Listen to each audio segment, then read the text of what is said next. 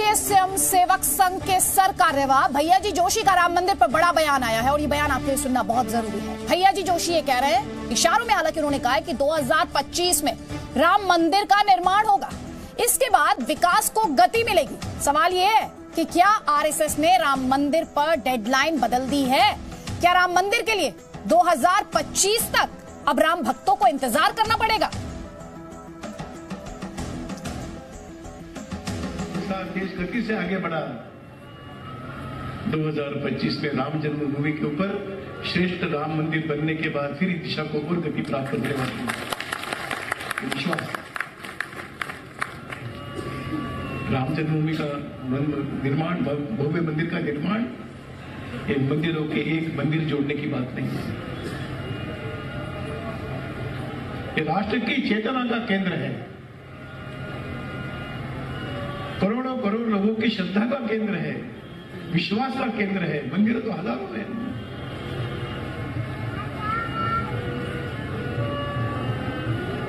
और इस अयोध्या के मंदिर निर्माण के बाद फिर एक बार देश अगले 150 वर्षों के लिए पूंजी प्राप्त करेगा और आगे बढ़ने वाला देश बनेगा। देश गति से आगे बढ़ा। 2025 में राम जन्मभूमि के ऊपर श्रेष्ठ राम मंदिर बनने के बाद फिर दिशा को और गति प्राप्त करने वाली विश्वास। राम जन्मभूमि का निर्माण, भव्य मंदिर का निर्माण, इन मंदिरों के एक मंदिर जोड़ने की बात नहीं है। ये राष्ट्र की चेतना का केंद्र है, करोड़ों करोड़ लोगों की श्रद्धा का केंद्र है, विश्वास का केंद्र है। मंदिर तो हजारों हैं।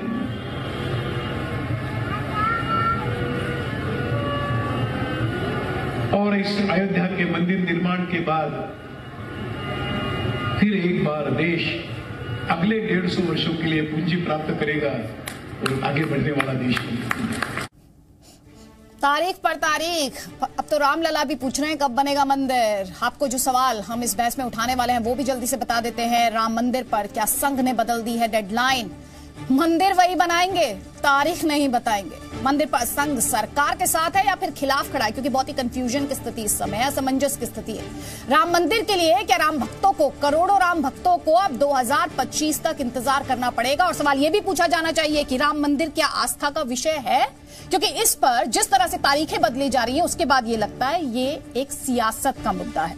कई खास मेहमान हमारे साथ हैं। समय स्क्रीन पर आप तरुण चुग जी को देख पा रहे हैं, नेशनल सेक्रेटरी हैं बीजेपी के, और साथ ही सीपीआई से आप विवेक श्रीवास्तव को देख पा रहे हैं। आप दोनों का बहुत बहुत स्वागत है। तरुण चुग साहब, मंदिर वहीं बनाएंगे लेकिन तारीख नहीं बताएंगे,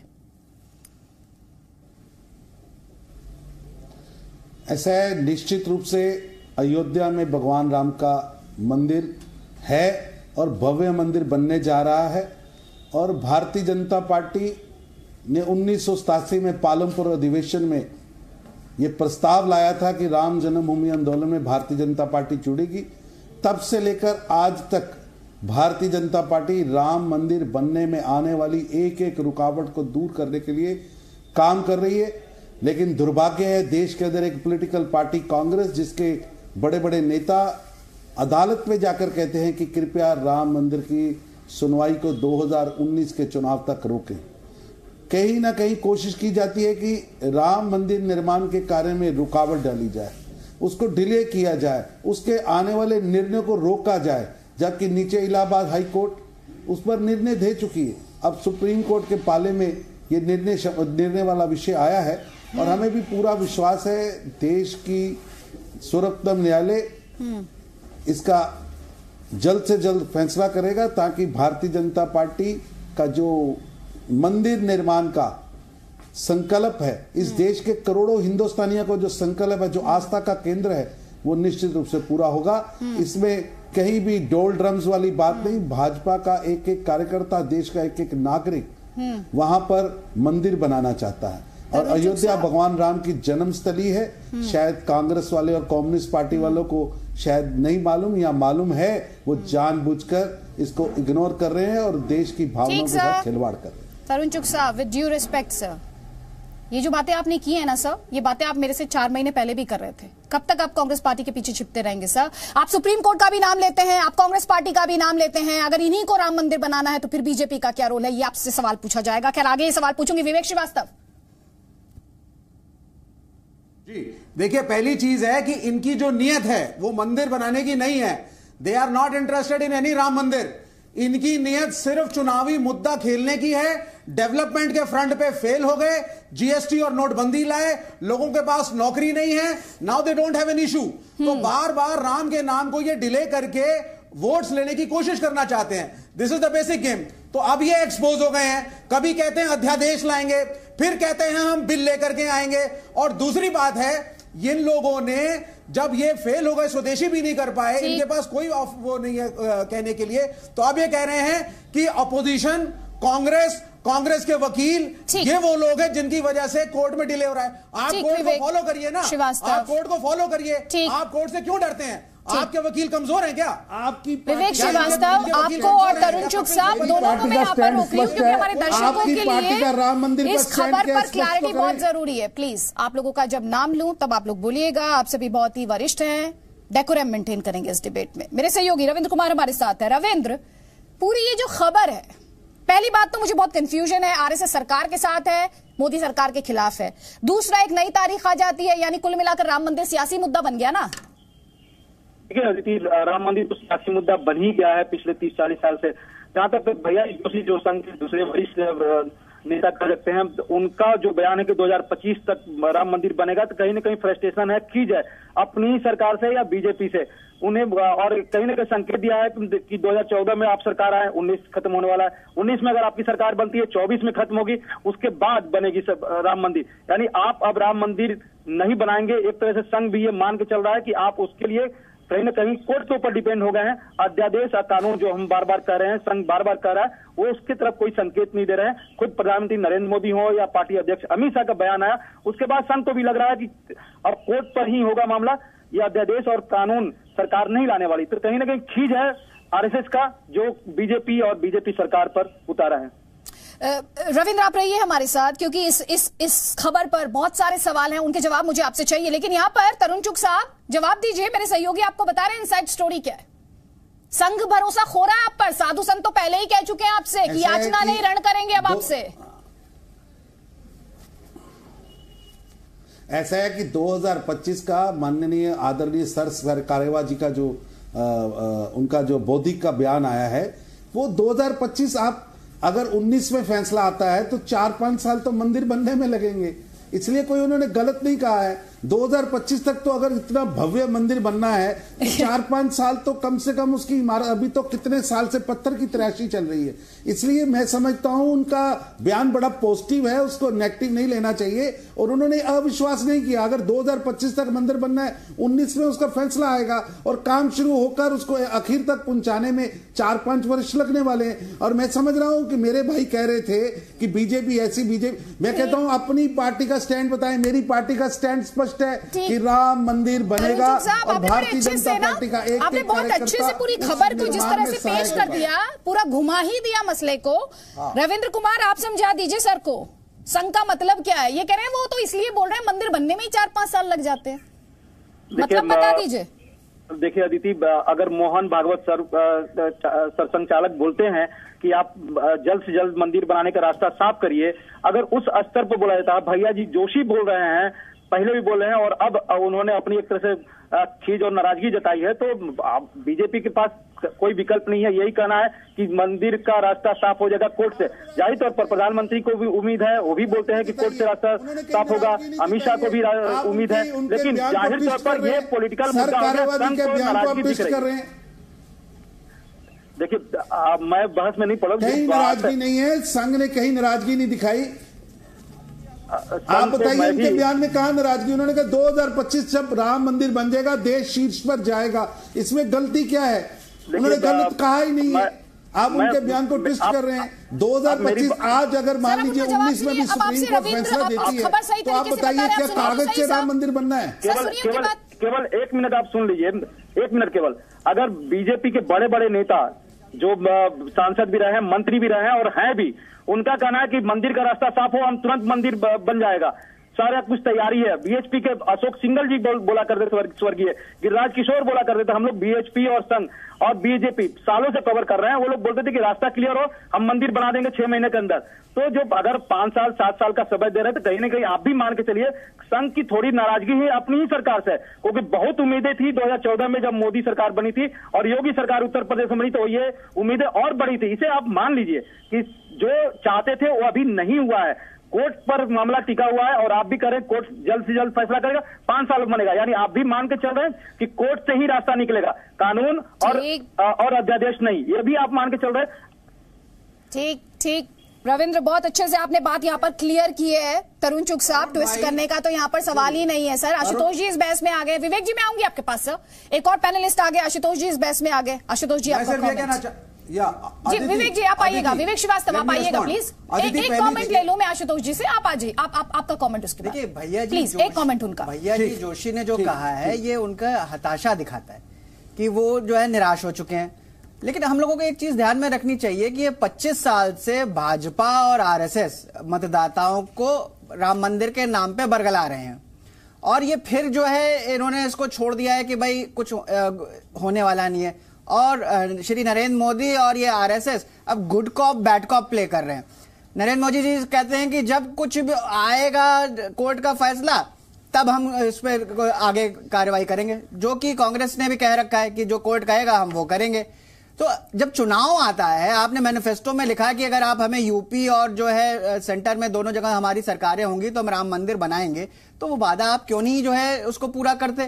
क्यों अब आप जो है पहले कांग्रेस के सर पे ठीकरा फोड़ना चाहते हैं, फिर अब कोर्ट के सर पे ठीकरा फोड़ना चाहते हैं? और भैया जी जोशी के बारे में हम लोगों को एक चीज और ध्यान रखनी चाहिए कि ये अभी मार्च 2018 में तीसरी बार जो है नंबर 2 इलेक्ट हुए हैं। उस वक्त ये खबर थी कि नरेंद्र मोदी चाहते थे कि दत्तात्रेय में लिखा है कि आप राम मंदिर बनाएंगे को चाहते थे कि वो जो है इनको रिप्लेस करें। तो भैया जी जोशी और नरेंद्र मोदी के बीच में 36 का आंकड़ा है, ये भी जो है जनता को मालूम होना चाहिए। यहाँ पे बहुत सारी चीजें हैं और बेसिकली ये मतदाताओं को फिर से यही जो है एक बार जो है मूर्ख बनाया जा रहा है कि भाई जो है हम लोग बड़ी कोशिश कर रहे हैं लेकिन कुछ हो नहीं रहा है, और विलेन कोई और है, खलनायक कोई और है। अरे भाई आप पहले कह देते ना कि हमारे हाथ में कुछ नहीं है। आप लोग कांग्रेस बीजेपी करते रहिए, आस्था की तो आप लोगों को कितनी पड़ी है वो तो दिखाई दे रहा है आप लोगों के एक्शंस में। ठीक है तरुण चुग साहब काउंटर। मेरा आशुतोष जी मेरे प्रश्न का उत्तर दीजिए। आपने कहा कि कांग्रेस के घोषणा पत्र में लिखा है भाजपा के न्यायालय का फैसला आने के बाद हम राम मंदिर बनाएंगे, कहीं नहीं लिखा। आपने पढ़ा है? आप कांग्रेस के प्रवक्ता के तौर पे बात करेंगे तो भाजपा के घोषणा पत्र की बात कर रहा हूं सर। एक सेकंड सर, गलत पॉइंट मत पकड़िए, वो साफ कर रहा है, वो कह रहे हैं भाजपा के घोषणा पत्र की बात कर रहे हैं। सेक्युलर कंट्री है, स्पष्ट लिखा है और अपने घोषणा पत्र में बीजेपी लिखती है कि हम मंदिर बनाएंगे और आप झूठ लिखते हैं। जब आप केपेबल नहीं है मंदिर बनाने के लिए, जब मामला कोर्ट के अधीन है, तो आप लिखते क्यों कि आप मंदिर बनाएंगे? आप सिर्फ वोट लेने के लिए लिखना चाहते हैं, इसके अलावा तरुण भाई आपका कोई एजेंडा नहीं है। You are not capable of making the temple. ये मामला सुप्रीम कोर्ट के अधीन है, आप मंदिर बनाने में असक्षम हैं, अध्यादेश आप ला नहीं सकते, बिल आप ला नहीं सकते, देश की जनता को आप झूठ बोलते हैं, ये विवादित ढांचा है, झूठ बोलना बंद करिए। और जहां तक आरएसएस का सवाल है, उसको भी ये नसीहत है हमारी कि यहाँ बाबा साहब अम्बेडकर का कॉन्स्टिट्यूशन चलता है, मनुस्मृति ना चली है ना हम चलने देंगे। You have to follow B R Ambedkar constitution. इनसे पूछिए सीपीआई का पक्ष क्या है? एक सेकुलर कंट्री है, इसको सेकुलर रहने दीजिए। आप झूठ की राजनीति कर रहे हैं, नहीं बना सकते, आपके बस का नहीं है। फाइनल होगा। एक बार में एक बोलेगा, एक सेकंड तरुण चुग, आपका खुद का कुछ स्टैंड नहीं है। आशुतोष जी टीवी पर आकर झूठ बोल रहे हैं। क्या बनेगा? ऐसी डिबेट नहीं होगी, फैसला कोर्ट करेगा। विवेक श्रीवास्तव, मैं अपने व्यूअर्स का समय बर्बाद होने में यकीन नहीं रखती हूं। आप लोग एक बारी में एक बोलेंगे, ये आप लोग सब क्लियरली समझ लीजिए। विवेक श्रीवास्तव, तरुण चुग ने आपसे पूछा, तरुण चुग ने सुन लीजिए सर, तरुण चुग ने आपसे पूछा सीपीआई का राम मंदिर पर क्या स्टैंड है, फैक्ट्स पर बोलिए। ठीक है, हमारा स्टैंड ये है कि बीजेपी झूठ बोलती है कि राम मंदिर बनाएगी, ये केपेबल है नहीं राम मंदिर बनाने में, ना ये हम कोर्ट के फैसले को मानेंगे वो मंदिर कहेगा मंदिर और मंदिर नहीं कहेगा तो भी मानेंगे। जो कोर्ट का फैसला है वो फाइनल होगा, क्योंकि हम अंबेडकर के कॉन्स्टिट्यूशन में बिलीव करते हैं, मनुस्मृति में बिलीव नहीं करते। ये हिंदू राष्ट्र नहीं है, ये एक सेक्युलर कंट्री है, सेक्युलर रहेगा, इसमें हिंदू और मुसलमान साथ रहेंगे। ये सीपीआई तरुण जी, मैं ये नहीं कह रहा था कि कांग्रेस ने अपने मैनिफेस्टो में कहा कि कांग्रेस ने जो है एफिडेविट दे रखा है नरसिम्हा राव के जमाने से कि जो कोर्ट का फैसला होगा उसको माना जाएगा और इम्प्लीमेंट किया जाएगा। राम मंदिर बनाइए, मैनिफेस्टो में तो जो है भाजपा कहती है एक सेकंड रुकिए, यही प्रॉपर तरीका है और इसी से देश बचा रहेगा। इस तरीके से नहीं जो गुंडागर्दी करके आप काम करना चाहते हैं। विवेक जी सुनिए ना, मैं ये सोचती हूँ जब आप लोग इस बहस में बैठते हैं ना, आप एंकर तक की बात नहीं सुनते, मैं सोचती हूँ आप जनता की बात आप लोग कैसे सुनते हैं, इसीलिए जनता की बात सुनी नहीं जाती सर। कम से कम सुना तो कीजिए सर, सुना कीजिए ना सर। आपसे भी मैंने क्या रिक्वेस्ट की, सुनिए आप आशुतोष मिश्रा। तो तरुण जी अभी कह रहे थे कि जो है कांग्रेस का क्या स्टैंड है, तो कांग्रेस ने नरसिम्हा राव सरकार ने एफिडेविट में लिख के दे रखा है कि जो कोर्ट का निर्णय होगा हम उसको इंप्लीमेंट करेंगे। तो पहली बात तो ये क्लियर हो गई, इसमें कोई कंफ्यूजन नहीं है।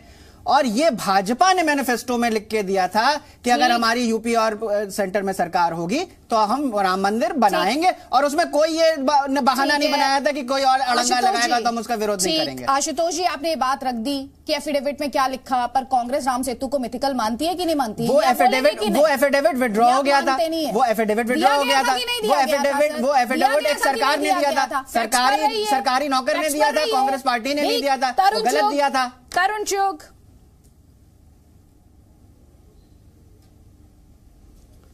ऐसा है कि मेरी सीपीआई के मेरे भाई कह रहे हैं, इलाहाबाद हाई कोर्ट ने आज से 3 साल पहले जब फैसला दिया था, 4 साल पहले 2012 या 13 में, तो तब सीपीआई ने और कांग्रेस पार्टी ने दोनों ने इसका विरोध किया था। इलाहाबाद हाई कोर्ट ने जब कहा था कि ये राम मंदिर है, और इन्होंने ही थर्ड पार्टी खड़ी करके सुप्रीम कोर्ट में ये मसला लेके आए। अगर ये लोग आज तो यहाँ कह रहे हैं, लेकिन ये आज तक इनका स्टैंड स्पष्ट नहीं है, और इन्होंने ही उस इलाहाबाद हाई कोर्ट के फैसले का विरोध किया था। और अरे भैया सुन तो लो, मैंने आपको सुना है ना, विवेक जी सुनने के आदि बने, सीपीआई की आदत है सच सुनना नहीं चाहती। विवेक श्रीवास्तव, और न्यायालय ने अगर कहा है तो न्यायालय, आप न्यायालय में जाके रोक क्यों लगा रहे हो? प्रेम शुक्ला जी हमारे साथ जुड़ गए। प्रेम शुक्ला जी मेरे सहयोगी रविंद्र कुमार बता रहे थे 2010 के इलाहाबाद हाई कोर्ट के फैसले को मानते हैं। सर सुनिए, प्रेम शुक्ला जी जुड़ गए, आप ही की पार्टी से, प्लीज उनका तो सम्मान कीजिए। चलिए सर, विरोधी के लिए अगर नहीं है उतना सम्मान, कम से कम अपनी पार्टी के नेता का तो कीजिए। प्रेम शुक्ला जी, रविंद्र बता रहे मेरे सहयोगी, इनसाइड स्टोरी, अब तो संघ का भी मोह भंग हो रहा है, संघ का भी जो भरोसा है, संघ की भी जो सहन शक्ति है, संघ का भी जो सब्र है वो टूट रहा है सर राम मंदिर पर। बिल्कुल नहीं टूट रहा है, आपके सहयोगी के विश्लेषण में कुछ कमियां हैं। जिस दिव्य प्रेम सेवा मिशन के मंच से आदरणीय भैया जी जोशी ने कल वक्तव्य दिया है, उससे मैं स्वयं जुड़ा हुआ हूँ संस्था से। उन्होंने कहा मंदिर प्रारंभ हो जाएगा, मंदिर निर्माण प्रारंभ हो जाएगा और मंदिर प्रारंभ हो जाएगा। किसी हिंदू के मन में जो मंदिर जाता होगा उसके मन में संशय नहीं होगा। मंदिर प्रारंभ होने का अर्थ है कि 2025 में वहां विधिवत भव्य दिव्य राम मंदिर में पूजन प्रारंभ होगा। और हमारा जो लेवल 1 जो हमारा कारसेवकपुरम में तैयारी विश्व हिंदू परिषद की है, सिर्फ उन पत्थरों को जोड़ने में 2 वर्ष का समय लगेगा, लेवल 2 बनाने में और 2 वर्ष लगेगा। अच्छा। तो वो बिल्कुल जो है जो स्थिति है यथा स्थिति का प्राकट्य कर रहे हैं। ठीक बात है कि इसमें कम से कम दिनेश वार्ते ने, वो आपके विवेक श्रीवास्तव खूब उछल कूद मचा ले, सीपीआई का स्टैंड न बताएं, आशुतोष मिश्रा भी कुछ देर तक जो है कांग्रेस का पक्ष रख दें, लेकिन सत्य का उद्घाटन करने के बाद जिस तरह की बौखलाहट विपक्षियों के ये कहना है कि मंदिर का मसला कोर्ट हल करे, हम सिर्फ ये कह रहे हैं, और सेक्युलरिज्म को बचाइए। हम मंदिर के खिलाफ नहीं है, हम मंदिर के फेवर में नहीं है। हमारे हिसाब से मंदिर के अलावा एक सेकंड, विवेक श्रीवास्तव 1 मिनट, प्रेम शुक्ला जी, प्रेम शुक्ला जी सुनिए मेरी बात प्लीज, आवाज नहीं ऊंचा करना चाहती हूँ मैं, आप लोग ये बात समझते नहीं। प्रेम शुक्ला जी हमारे साथ एनसीपी से माजिद मेमन साहब भी है, मैं आऊंगी सर आपके पास, माजिद साहब मैं आपके पास आऊंगी। मुझे एक लाइन का जवाब चाहिए प्रेम शुक्ला जी से। उन्होंने मुझे एक टाइमलाइन दे दी कि 2 साल में पत्थर, 2 साल में मंदिर बनेगा। सर तारीख क्या है, आप तारीख बता दीजिए मुझे, बस इतना ही सवाल है मेरा। आदित्य त्यागी जी, जब मंदिर के निर्माण की तारीख किस दिन भूमि पूजन हुआ, ये भारतीय जनता पार्टी प्रेम शुक्ला जी जवाब तो दे जाते सर। ठीक है, दोबारा संपर्क करेंगे आपसे। माजिद मोमिन साहब, आपका कमेंट सर। कि भैया जी की इस बात पर मैं इतना ही कहना चाहूंगा कि सबसे नरेंद्र मोदी जी के विश्वास और उनके वादों को पूरी तरह से रद्द कर चुके हैं और मायूस हो चुके हैं, क्योंकि उनका तो 5 वर्ष का काल खत्म हुआ। 2014 में उन्होंने भव्य मंदिर के निर्माण का वादा किया था। अब ये इनकी एक शुभकामना है, हम देंगे उनको कि भाई उनकी आशा पूरी हो, उनकी आकांक्षाएं हैं और विशफुल थिंकिंग है। लेकिन चूंकि ये मामला देश की सबसे बड़ी अदालत के सामने चल रहा है, तो अदालत फैसला करेगी और हम सबको कानून और व्यवस्था को समझते हुए और संविधान का आदर करते हुए, लोकतंत्र का आदर करते हुए उच्चतम न्यायालय के फैसले की प्रतीक्षा करनी होगी। अब उच्चतम न्यायालय फैसला कब देगा, कौन सी तारीख को देगा, क्या फैसला देगा, ये बड़े सवाल हमारे पास हैं। और हर एक व्यक्ति जिसकी इच्छा है, जो अपने विचार प्रकट करता है, भैया जी ने उसी तरह से बात कही है। ठीक ठीक ठीक ठीक। तरुण चुग साहब, गेंद कोर्ट के पाले में है, बयानबाजी की क्या जरूरत है, यही बात कह रहे हैं माजिद मोमिन। ऐसा है, आप दो बातें सुनिए। कोर्ट के पाले में कोर्ट ने, इलाहाबाद हाई कोर्ट ने 2010 में मंदिर का वहां है और मंदिर बनना चाहिए और सारा विभाजन कर दिया था। लेकिन कांग्रेस पार्टी के कुछ लोगों ने और सीपीआई और दूसरे संगठनों के लोगों ने जाकर उसके खिलाफ अपने दूसरे नामों से सुप्रीम कोर्ट में लेके आए। अगर सुप्रीम कोर्ट, अरे भैया सुनने की आदत डालो यार, अदिति बहन इनको सुनाइए, इनको समझाइए। आपके पास वकील नहीं है? अदिति त्यागी जी काइंडली इनको समझाइए, ये सुनना नहीं चाहते। आप कांग्रेस के वकीलों को, कम्युनिस्टों के वकीलों को दोष देते हैं। आपका थिंक टैंक कहां गया? विवेक श्रीवास्तव प्लीज जी। आपको अगर इस समय कोई देख रहा है, क्या समझ रहा होगा सर? स्वाभिमान का प्रश्न है। आप बात सुनिए सर, बात पूरी होने दीजिए उनकी। बात पूरी होने दीजिए। वकीलों ने इनका केस खराब किया, बात पूरी होने दीजिए उनकी। तरुण चुग साहब, बात पूरी कीजिए सर, 20 सेकंड्स में। ठीक है। 2025 तक की जो डेडलाइन सरसंघ चालक जी ने दी है, वो बिल्कुल एक, मैं समझता हूं उनका जो सोच है, लंबा सोचने वाले व्यक्ति हैं। और आप देखिए, इस देश के अंदर दो तरह के लोग हैं, एक मंदिर बनाने के पक्ष में लोग, एक वो लोग हैं जो मंदिर को रोकने के लिए जो लोग रास्ता अपना रहे हैं, जो लोग कोशिश कर रहे हैं कि किसी तरीके मंदिर का निर्माण के अंदर रुकावटें आए। और मैं समझता हूं भाजपा की लाइन बिल्कुल क्लियर है, हम रुकावटें दूर करेंगे, न्यायालय का फैसला आने दीजिए, मंदिर निर्माण के रास्ते में आने वाली हर बाधा को हम दूर करेंगे। एक तरफ है कपिल सिब्बल जो जाके अदालत में कहते हैं सर, आप फिर से शुरू, वही पुराना आपका लाइन ऑफ आर्गुमेंट जो है सर, इसमें हमारे व्यूअर्स को कुछ नया सुनने को मिल नहीं रहा था। तो आरएसएस की तरफ से जो ताजा बयान आया है, उसके बाद सवाल ये उठ रहा है, क्या 2025 तक राम भक्तों को राम मंदिर का इंतजार करना पड़ेगा? कई खास मेहमान लगातार हमारे साथ बने हुए। प्रेम शुक्ला जी, ब्रेक में जाने से पहले सर आपके साथ संपर्क टूट गया था, आपसे मैं सवाल ये पूछ रही थी सर, टाइमलाइन ड्रॉ कर ली गई तो तारीख भी तय की गई होगी, उसी के आधार पर टाइमलाइन है ना सर? देखिए, भाजपा के विरोध में तो लोग इतने जो है नाराज हैं, कुछ लोग जो विरोधी हैं, कि वो मेरा कनेक्शन टूट जाता है अपने आप, उसके बाद भी आपको ये लगता है कि मैं जानबूझकर बिना उत्तर दिए चले जा रहा हूं। तो ठीक है, खैर ये आपका अपना तरीका है। लेकिन आप कृपया जाने, भारतीय जनता पार्टी ने बहुत स्पष्ट संविधान के दायरे में भव्य राम मंदिर के निर्माण का मार्ग प्रशस्त करेंगे। मुहूर्त क्या होगा ये निर्णय लेना, ये भारतीय जनता पार्टी धर्माचार्यों का कार्य है। विश्व हिंदू परिषद की तरफ से राम जन्मभूमि न्यास समिति ये तय करेगी कि उसका जो है प्रारंभ कब होगा, वहां मूर्ति पूजा कब होगी, वहां पर प्राण प्रतिष्ठा कब होगी और मंदिर में दर्शन का प्रारंभ कब होगा। तो ये मुहूर्त तो वही बता सकते हैं धर्माचार्य, लेकिन उसके मार्ग की सारी बाधाएं दूर करके प्रेम शुक्ला जी, माफी के साथ सर इसमें क्लैरिटी चाहिए सर। प्रारंभ कर मंदिर निर्माण प्रारंभ करके और मंदिर निर्माण पूरा करके बाद दर्शन प्रारंभ। प्रेम शुक्ला जी, आप कह रहे हैं, एक सेकंड विवेक जी, अभी आप नहीं सर, विवेक जी आपकी बारी आएगी तब बोलिएगा। विवेक जी, आपका नाम प्रेम शुक्ला नहीं है, विवेक जी आपका नाम प्रेम शुक्ला नहीं है, जब आपका नाम लूं तब आप बोलिएगा सर। अभी प्रेम शुक्ला जी को बोलने दीजिए, उनसे सवाल कर रही हूँ मैं सर, प्लीज मैं पूछ लूंगी। विवेक जी, आई एम सॉरी, आप नहीं बोलेंगे मेरी बहस में, आप ऐसे नहीं बोलेंगे, आप चुप रहिए अभी के लिए प्लीज, विनती कर रही हूँ मैं आपसे। प्रेम शुक्ला जी, तो फिर अगर ये डिसीजन जिन लोगों को आप कह रहे हैं उनको लेना है, तो कोर्ट कहाँ खड़ी है इसमें? फिर कोर्ट जो है निर्णय सुनाएगी। कोर्ट निर्णय सुनाने के बाद संवैधानिक प्रक्रिया शेष है। संवैधानिक प्रक्रिया शेष है कि आप यदि कोर्ट का निर्णय मंदिर के पक्ष में नहीं आता, ऐसी स्थिति में भी मंदिर निर्माण के संदर्भ में संविधान के दायरे में हम जो हमारा संसदीय अधिकार है उसका और जो कार्यपालिका का अधिकार है उसका पालन करते हुए मंदिर निर्माण के आप ये बताइए। एक सेकंड प्रेम शुक्ला जी, आशुतोष जी आपसे सवाल पूछना चाह रहे हैं, जरा सवाल सुनिए, उनका जवाब दीजिएगा। हाँ, ठीक। दो प्रश्न हैं। पहला तो ये कि आपने ये सब जो है अपने मैनिफेस्टो में क्यों नहीं लिखा कि इतने इफ्स एंड बट्स हैं, और वोट मांगते वक्त तो आपने कहा कि हमारी 2 सरकारें बनवा दीजिए और हम मंदिर बना देंगे। दूसरी बात, जैसे कि सुब्रमण्यम स्वामी जी कह रहे हैं कि जो राइट टू वर्शिप है that gets precedence. Justice Chamleshwar हैं जो अब रिटायर हो चुके हैं, उन्होंने कहा है कि सरकार को ऑर्डिनेंस लाने में कोई भी, जब भी सुप्रीम कोर्ट में केस चल रहा है और वो सुप्रीम कोर्ट के ही जज थे अगर आपको याद हो, उन्होंने कहा है कि ऑर्डिनेंस लाने में कोई बाधा नहीं है। ठीक, अब ये आप जो है क्यों इस तरह का जवाब सुनिए, बोलिए प्रेम शुक्ला जी।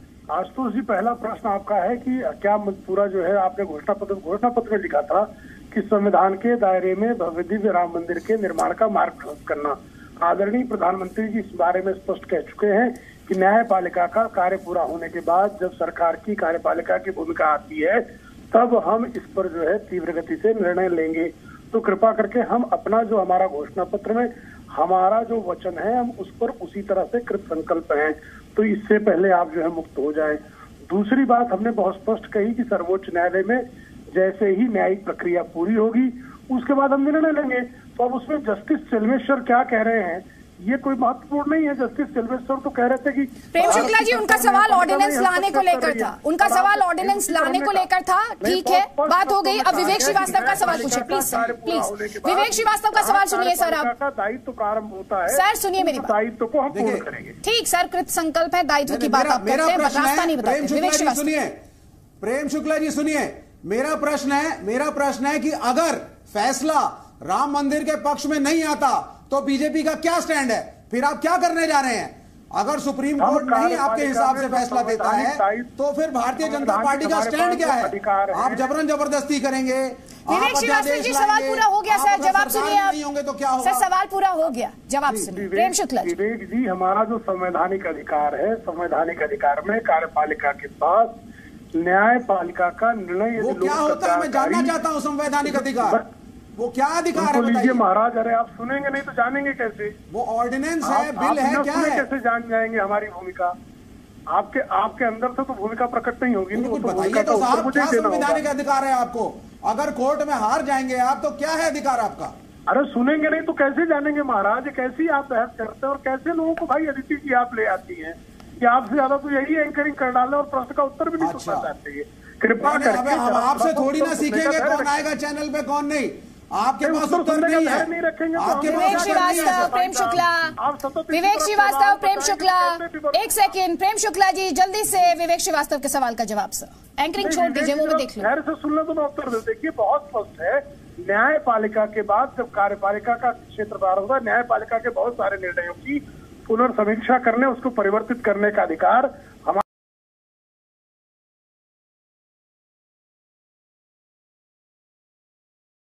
का मार्ग प्रशस्त करेंगे। यही आदरणीय प्रधानमंत्री आदरणीय नरेंद्र मोदी जी स्पष्ट तौर पर अपने साक्षात्कार में कह चुके हैं। उसके बाद भी समझ के भी जो श्री राकेश सिन्हा ने प्राइवेट मेंबर बिल का सपना क्यों दिखाया था? श्री राकेश सिन्हा अब अंदर ध्यान क्यों हो गए हैं? क्यों आप लोग ये बार बार भटकाते अटकाते लटकाते हैं जनता को? हम सरकार की भूमिका बता सकते हैं, प्राइवेट बिल्स की भूमिका नहीं बता। अरे वो आपके ही दल के एमपी हैं। मैंने कहा ना, हम प्रधानमंत्री और ये आप जो आज स्टैंड बता रहे हैं, ये स्टैंड तो वही स्टैंड है जो कांग्रेस का है कि जो है कोर्ट डिसाइड करेगी वो एक्सेप्ट किया जाएगा। तो फिर आप वोट लेने के जब जाते हैं तब ये को कहते हैं कि हम जो है राम भक्त हैं। उस पर मुझे मंत्री तो 2019 में बाहर जा रहे हैं। प्रेम शुक्ला, आपके प्रधानमंत्री तो 2019 में बाहर जा रहे हैं।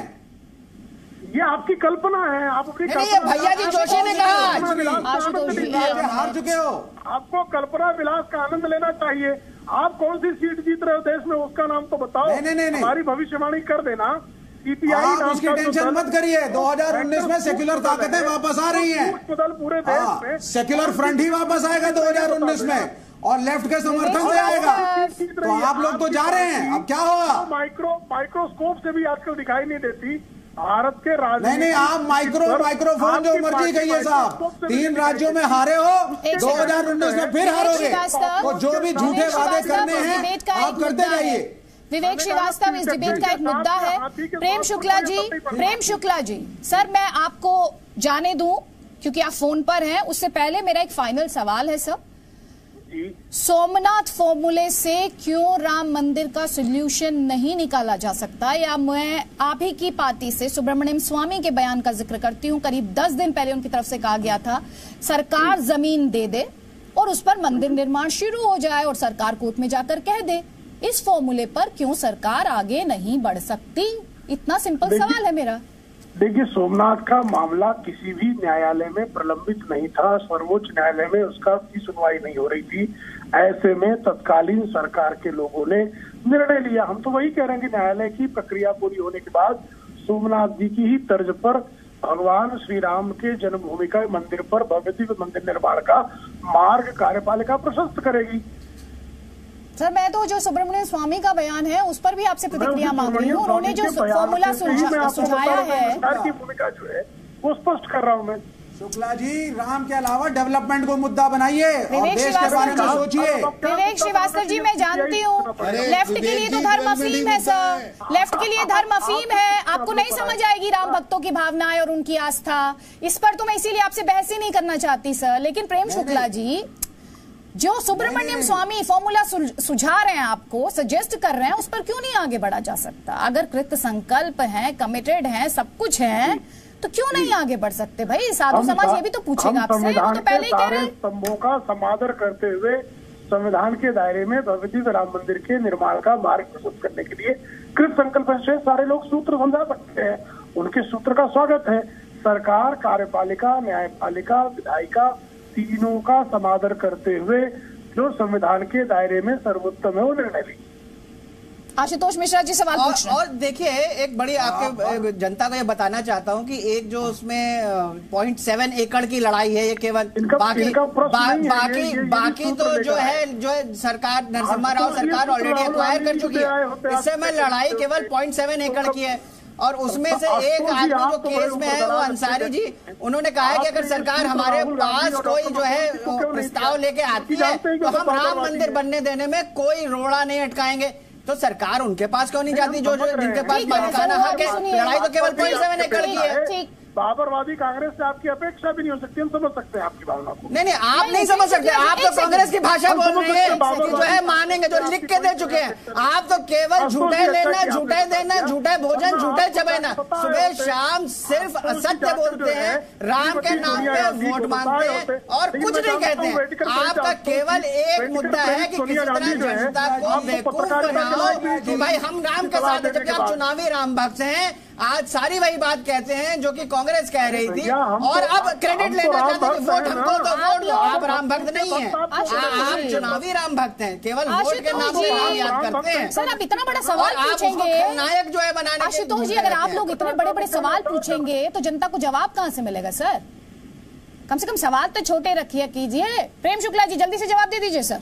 लेकिन उन्होंने कोई सवाल पूछा ही नहीं, इन्होंने एक व्यू दिया जो तमाम बाबरवादी कांग्रेसी आजकल नकली उन्होंने प्रश्न उन्होंने कहा सरकार हमारे पास लेके आए, हम कोई रोड़ा नहीं अटकाएंगे, क्या ये उसका जवाब देते हैं? बाबरवादी तो ये है, ये जो है अक्षरांता के रूप में गए, जो है केवल वोट लेने लूटने आते हैं। आप लोग अपनी भाषा पर, राम भक्तों पे ये है और ये राम भक्तों का अपमान करते हैं। इसलिए भैया जी जोशी जो है दुखी हो गए।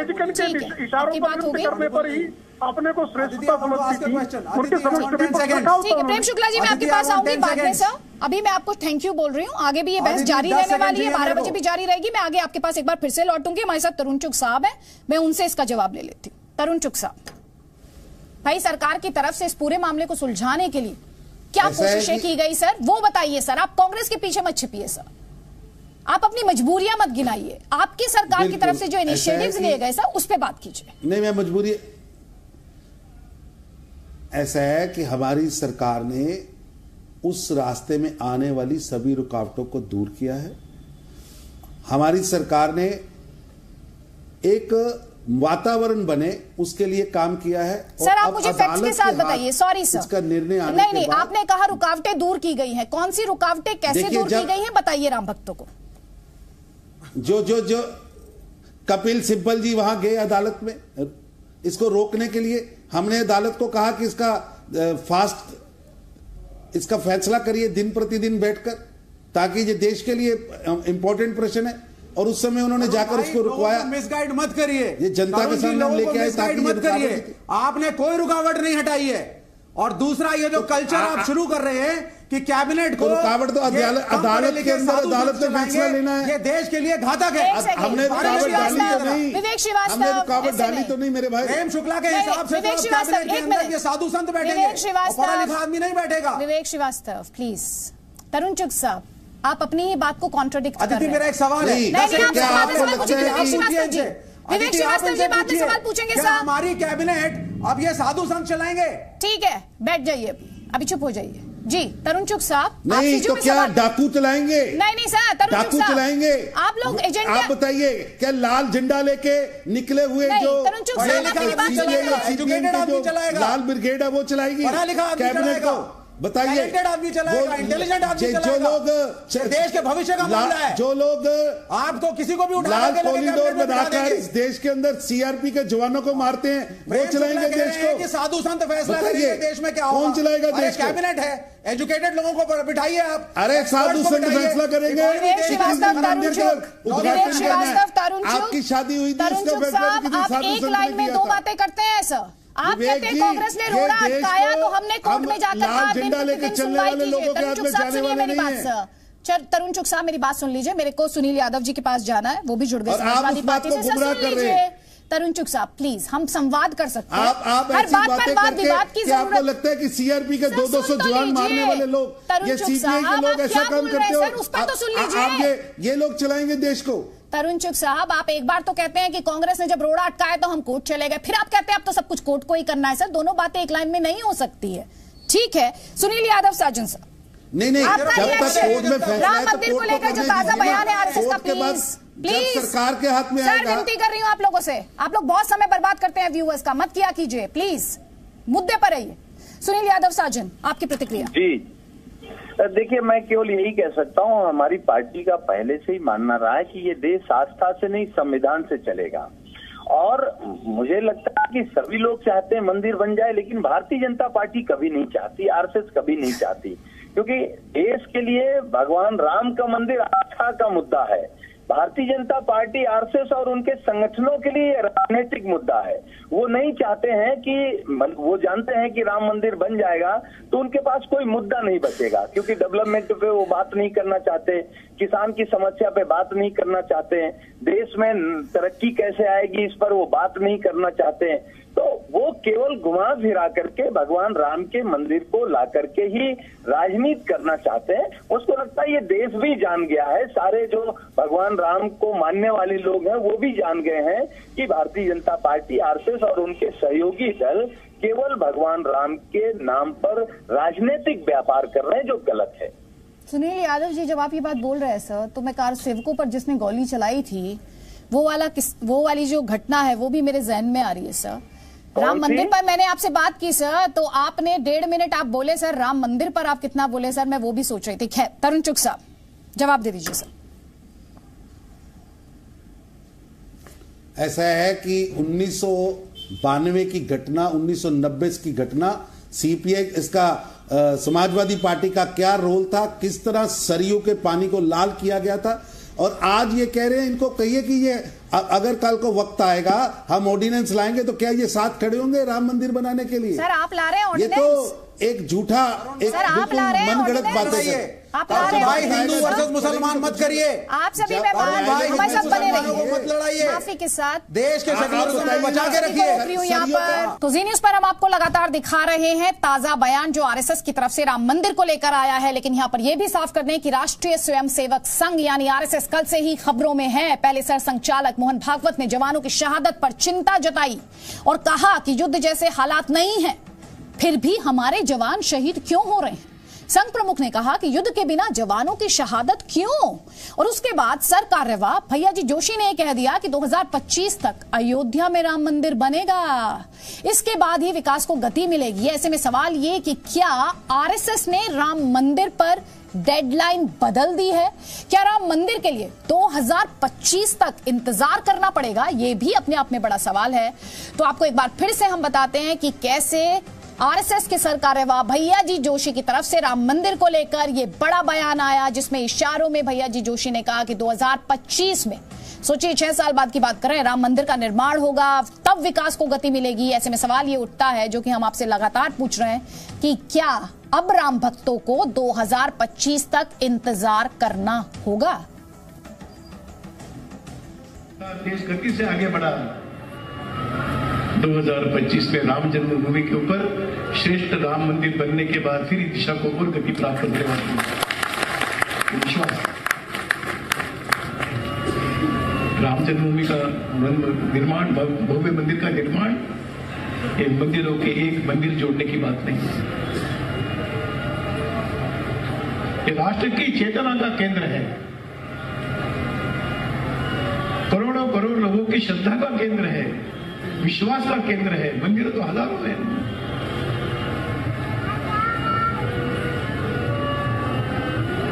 और इस अयोध्या के मंदिर निर्माण के बाद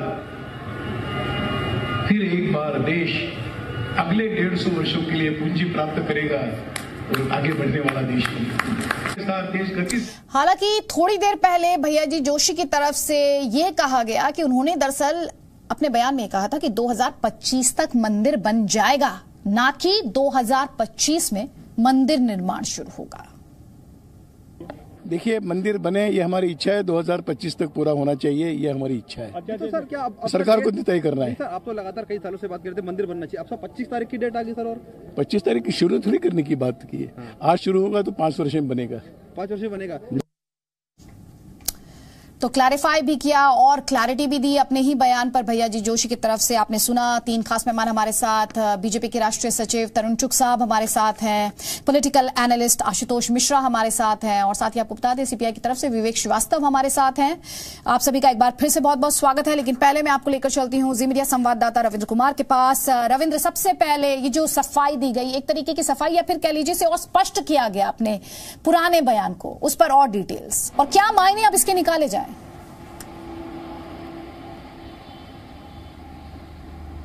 देखिए, भैया जी जोशी का अगर पहला बयान आ रहा है कि 2025 तक मंदिर बन जाएगा, उसके बाद कहा जा रहा है कि अब से बस शुरू होगा, 2025 तक बनेगा, ये डेडलाइन कहिए या कहीं ना कहीं क्लेरिफिकेशन करिए, क्योंकि चुनाव होने वाले हैं और जिस तरह से बीजेपी या बीजेपी सरकार के ऊपर दबाव है वीएचपी का, उसको देखते हुए ये बयान कहीं ना कहीं क्लेरिफिकेशन ही कहा जा सकता है। ये नहीं कहा जा सकता कि 2025 तक बन जाएगा। कोई मंदिर निर्माण के लिए कोई डेडलाइन नहीं होगा कि 5 साल में बनेगा, 6 साल में बनेगा, 3 साल में बनेगा। आप देखिए कि पहले तो सबसे बड़ा सवाल है कि शुरुआत कब होगी। वीएचपी के जो कार्याध्यक्ष है आलोक कुमार जो मौजूदा है, उन्होंने कहा था 2018 में दिसंबर में हम सबसे बात करते हुए कि 2018 के सूर्यास्त और 2019 के सूर्योदय में राम मंदिर का रास्ता साफ हो जाएगा बनाने का। अभी तक नहीं हुआ। जो उम्मीदें थी मोहन भागवत जी को, भैया जोशी को या आलोक कुमार को, जो 3 बड़े नेता हैं अगर कहा जाए वीएचपी के या फिर आरएसएस के, तो कहीं ना कहीं एक खींच थी जो पहले निकली। उसके बाद क्लेरिफिकेशन देना जरूरी हो गया था, क्योंकि सियासी तौर पर इसका नुकसान होता बीजेपी को भी और बीएचपी को भी और आरएसएस को भी। कहीं ना कहीं जवाब देते बनता कि आपकी सरकार यहाँ पर, आपके विचारधारा के लोग हैं और फिर भी मंदिर नहीं बन रहा है। आप डेडलाइन देते जा रहे हैं। आपको उम्मीदें थी 14 में, 19 में, अब 25 में, तो कहीं ना क्लेरिफिकेशन दिया गया। जाहिर तौर पर संघ के सबसे बड़े नेता ने दिया, उस पर अब कोई सवाल नहीं होगा। लेकिन कहीं ना कहीं सवाल अभी यही है कि आखिर राम मंदिर की शुरुआत कब होगी? बनेगी 2025 तक, शुरुआत कब होगी? क्या 2019 में कोर्ट के फैसले से होगा या फिर अध्यादेश से होगा, कानून से होगा, या फिर जैसा कि बीएचपी के ही बड़े नेता कहते हैं कि हम अनंत काल तक इंतजार नहीं करेंगे? आखिर इंतजार कब होगा इसकी शुरुआत की? बहुत इंटरेस्टिंग है ना रविंद्र, जिस तरह से आपने प्रोजेक्ट की डेडलाइन तो सेट कर दी, आपने ये तो बता दिया राम मंदिर 2025 तक बन जाएगा, लेकिन शुरुआत कब होगी? और जब आप बार बार ये बात कहते हैं कि मामला अभी तो सुप्रीम कोर्ट में लंबित है, अभी हमारे कंट्रोल से बाहर है, अभी हमारे हाथ संवैधानिक दायरे को देखते हुए बंधे हुए हैं, ऐसे में इस तरह के बयान जब आते हैं तो उनकी सियासी टाइमिंग को लेकर सवाल उठते हैं रविंद्र। खैर, अभी मैं इस पर एक प्रतिक्रिया तरुण चुग साहब से लेना चाहती हूँ। तरुण चुग जी, आपका रिएक्शन सर। ऐसा है, मैंने आपकी डिबेट में पहले ही कहा था कि उनका बयान भैया जी जोशी जो कि बहुत सीनियर और बहुत वरिष्ठ हैं, पूजनीय हैं, उन्होंने बिल्कुल सही कहा था कि 2025 तक का उन्होंने एक आंकलन दिया है कि यहां तक मंदिर बन जाएगा। और मैं समझता हूं नरेंद्र मोदी जी की सोच और भैया जी जोशी जी की सोच एक ही लाइन पर है कि भारत आने वाले समय में एक विश्व शक्ति बनने जा रहा है, और विश्व शक्ति 2025 तक का जो बार बार संकल्प से सिद्धि की बात मोदी जी कर रहे हैं कि 2022 तक हमें इन चीजों को खत्म करना है और 25 तक इन चीजों को खत्म करना है, मेरे को लगता है कि निश्चित रूप से भैया जी जोशी जी का जो बयान है वो सकारात्मक है। और एक 2025 तक राम मंदिर बनेगा, ये मेरे को पूरा विश्वास है। और ये 19वें जो न्यायालय का फैसला आने दीजिए, फिर कार्यपालिका अपना कार्य करेगी और भारतीय जनता पार्टी कहीं भी मंदिर निर्माण के लिए रोड़ा नहीं अटकाएगी, मंदिर निर्माण के लिए कार्य करेगी। तरुण चुग साहब, मामला कोर्ट में है ना सर, कोर्ट कब फैसला सुनाएगी? 2025 का आपने बता दिया, तब तक मंदिर बन जाएगा। ठीक है सर, मैं आपसे ये पूछ रही हूँ लगातार, और ये मैं आज पहली डिबेट में नहीं पूछ रही हूँ, ये मैं हर डिबेट में पूछती हूँ कि मंदिर निर्माण शुरू कब होगा सर? या सिर्फ बयानबाजी होती रहेगी? 2014 की डेडलाइन, फिर 2019 की डेडलाइन, अब 2025।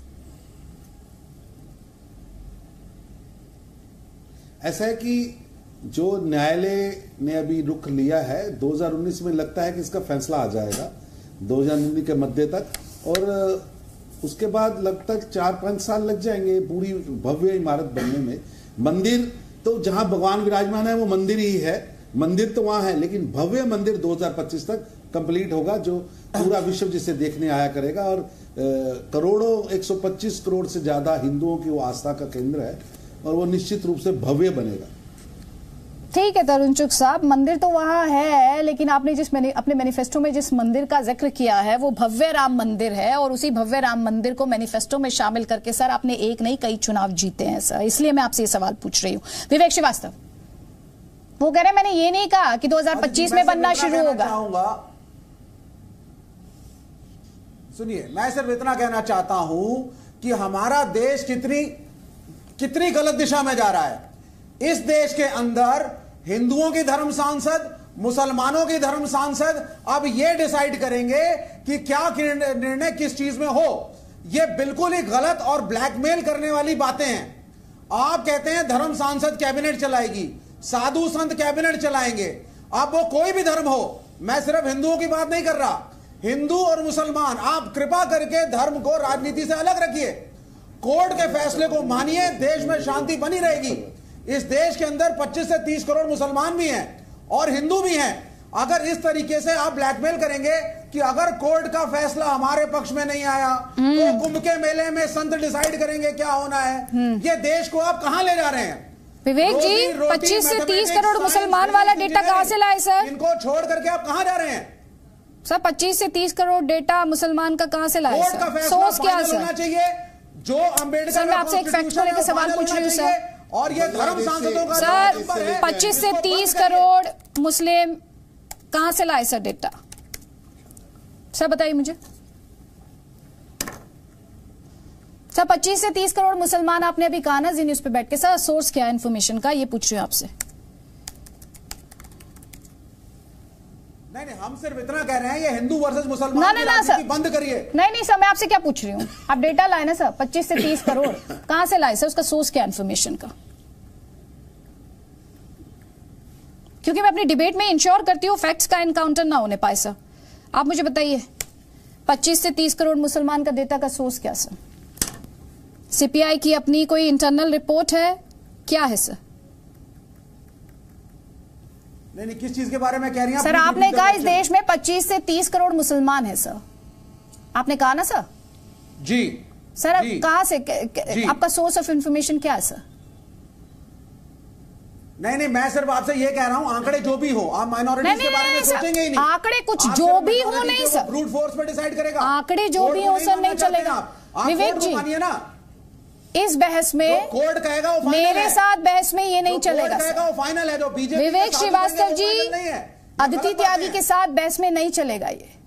आप ये मुझे बताएंगे, आपने कहा 25 से 30 करोड़ मुसलमान हिंदुस्तान में हैं। आप या तो कहिए आपने गलत इंफॉर्मेशन दी थी सर, या फिर आप मुझे सोर्स बता दीजिए, बस एक लाइन में मुझे चाहिए सर। 15%। आप ऐसा है ना, मैं माइनॉरिटीज की बात कर रहा था, आप 14.5% कैलकुलेट कर लीजिए। हाँ, किससे कैलकुलेट करूं? माइनॉरिटीज। हाँ सर, कीजिए, आप कीजिए सर, आप कीजिए सर, आप कैलकुलेट कीजिए इसको, आप इसको कैलकुलेट कीजिए, आप इसको कैलकुलेट कीजिए। मैं आपके सवाल का जवाब मैं तरुण चुग से लेती हूँ सर, आप कैलकुलेट कीजिए। स्टैटिस्टिक्स में प्लीज मत जाइए। क्यों नहीं जाऊं sir? You quoted statistics. Vivek Shrivastava ji, you quoted statistics, it's about statistics. इस डिबेट में आप स्टैटिस्टिक्स लेके आएंगे, मैं आपसे सवाल पूछूंगी, क्योंकि फैक्ट्स पेश करना मेरी जवाबदेही मेरे व्यूअर्स के प्रति है। ठीक है तरुण चुग साहब, जो सवाल वो सर आप इतने कैलकुलेट कीजिए, आप जो बात कर रहे थे उसको कैलकुलेट कीजिए और मुझे बताइएगा क्या वो 25 से 30 करोड़ होता है? नहीं, मैं नहीं सुनूंगी सर, पहले आप कैलकुलेट करेंगे। ठीक है तरुण चुग, आप उनकी नहीं सुनेंगे क्या सर? क्या कह रहे हैं आप? दुनिया भर में सबसे ज्यादा मुसलमान हिंदुस्तान में है। एक और फैक्ट, हिंदुस्तान में सबसे ज्यादा मुसलमान है। हाँ, और आप मुझे 25 से 30 करोड़ बता रहे हैं सर। दोनों फैक्ट क्रॉस चेक कीजिए सर। ठीक है तरुण चुग। अरे please don't go for statistics Aditi, try to understand what I am trying to say. Don't use statistics then. जनता को मत उलझाइए सर। विवेक श्रीवास्तव जी मत यूज कीजिए स्टैटिस्टिक्स, फंस जाएंगे आप। इसीलिए मैं आप लोगों से कहती हूँ सही डेटा लेकर आए कीजिए। तरुण चुग साहब, तरुण चुग साहब, हाँ क्यों नहीं है? आप गलत बोलेंगे, गलत बयानी करेंगे आप। ये सेक्युलर कंट्री है। जी न्यूज के करोड़ों दर्शकों को गलत फैक्ट्स पेश करेंगे, क्यों नहीं है मुद्दा? क्यों नहीं है? मेरे प्लेटफॉर्म के लिए मुद्दा है, मेरी बहस के लिए मुद्दा है। अगर आप गलत डेटा लाएंगे विवेक श्रीवास्तव जी, आपसे ये एक्सपेक्ट नहीं करती हूँ सर। आप इतने वरिष्ठ हैं, गलत डेटा कैसे लेके आएंगे सर? आप कैसे लेके आएंगे सर? आप गलत डेटा ये अलाउ नहीं किया जा सकता सर। आप ये बात जानते हैं और आप फंस गए हैं, आप ये बात जानते हैं। तरुण चुग जवाब दीजिए सर। अच्छा, ऐसा है कि विवेक जी को माफी मांगनी चाहिए। दुनिया का सबसे बड़ा चैनल है जी टीवी, आज देश की सभी भाषाओं में है और सबसे विश्वसनीय चैनल है। इस पे इन्होंने झूठ बोला है, इनको माफी मांगनी चाहिए। और दूसरा, ये कह रहे हैं साधु संत चलाएंगे। मैं इनसे एक बात पूछना चाहता हूं, पिछले 60 साल 70 साल इन्होंने रूस के कहने पर, चाइना के कहने पर 125 करोड़ उनके भैया, मैं आपके में बोलना नहीं था। बिल्कुल सही आंकड़े दिए। बहन जी विवेक जी को समझाइए, बात पूरी कीजिए। पहले माफी मांगिए विवेक जी। विवेक जी बीच में नहीं बोलिए। एक मिनट सुन लीजिए उनकी बात। विवेक की बात सुनिए। विवेक जी वैसे माइनॉरिटीज में सिर्फ मुसलमान नहीं होते हैं sir. Please sir, you got all your facts wrong today. Minority में सर सिर्फ मुसलमान भी नहीं होते, ये भी आप जानते हैं ना। ठीक है तरुण चुग की बात सुनिए सर, सुनिए प्लीज प्लीज। आप ऐसा मुद्दा बना रही है जो मुद्दा नहीं है सर। मैं आपसे फैक्ट्स पे रहने को कह रही हूँ, आपको इतना बुरा क्यों लग रहा है? मैं जानती हूँ हिंदुस्तान में वैसी डिबेट्स होनी बहुत कम हो गई, कोई बात नहीं। तरुण चुग साहब बात पूरी कर लीजिए, मुझे आशुतोष जी को भी प्लेटफॉर्म देना है प्लीज, जल्दी से सर, जल्दी। हाँ, मेरा ये, मैं बहन जी बीच में नहीं बोलूंगा, इनको रोकिए। अदिति बहन, मेरा इतना कहना है कि जिन्होंने कम्युनिस्ट पार्टी के नाते रशिया और चाइना के कहने पर देश की नीतियां बनाई, जिन्होंने हमेशा जो उनको अच्छा लगा, देखिए मनमोहन सिंह जी ने देश के अंदर परमाणु संयंत्र लगाने हैं, इसका फैसला लिया। रूस और चाइना को अच्छा नहीं लगा तो ये सरकार से बाहर आ गए और ये कहते हैं कि आज साधु, अरे क्या डाकू तय करेंगे देश की नीतियां?